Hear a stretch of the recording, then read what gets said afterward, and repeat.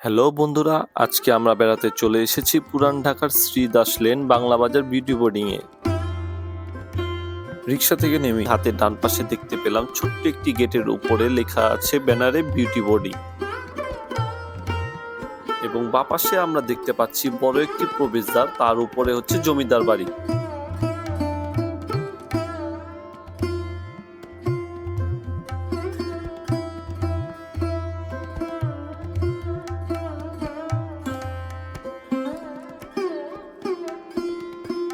এখন চলুন আমরা বিউটি বোর্ডিং এ প্রবেশ করি।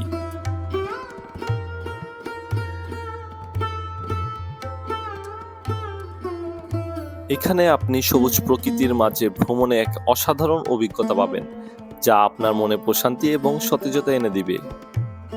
সবুজ প্রকৃতির মাঝে ঘুরোঘুরি মানে জীবনের প্রকৃত রূপকে অনুভব করা। গাছপালার স্নিগ্ধতা, পাখির গান, সবকিছু মিলে এক অভূতপূর্ব অভিজ্ঞতা তৈরি করে। সবুজ প্রকৃতিতে ভ্রমণ মানে শুধু সৌন্দর্য দেখার ব্যাপার নয়, বরং এটি একটি অভ্যন্তরীণ যাত্রাও। সেখানে আপনি প্রকৃতির সঙ্গে একাত্ম হয়ে সময় কাটাতে পারবেন।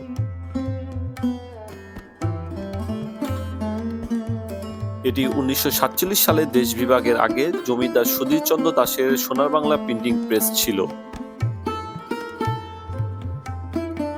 এই বাড়িটির উপরতলায় ছিল পত্রিকা অফিস এবং নিচতলায় ছিল প্রিন্টিং প্রেস।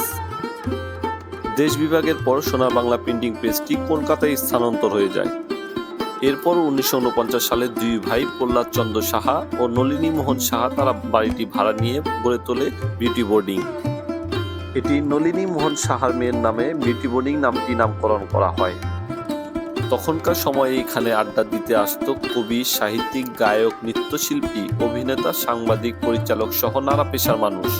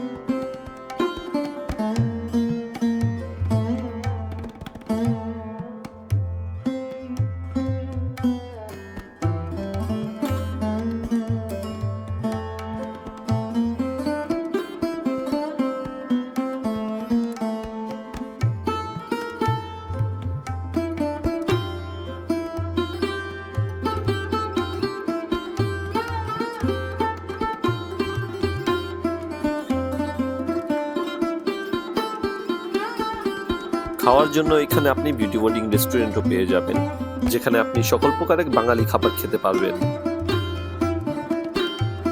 তো কেমন লাগলো ভিডিওটি আপনাদের কমেন্টস করে জানালে খুশি হব। ভিডিওটি ভালো লাগলে অবশ্যই লাইক এবং শেয়ার দিবেন। আমাদের নতুন কোনো ভিডিওর আপডেট পেতে চ্যানেলটিতে সাবস্ক্রাইব করে রাখবেন। তো দেখা হচ্ছে আপনাদের সাথে পরের ভিডিওতে।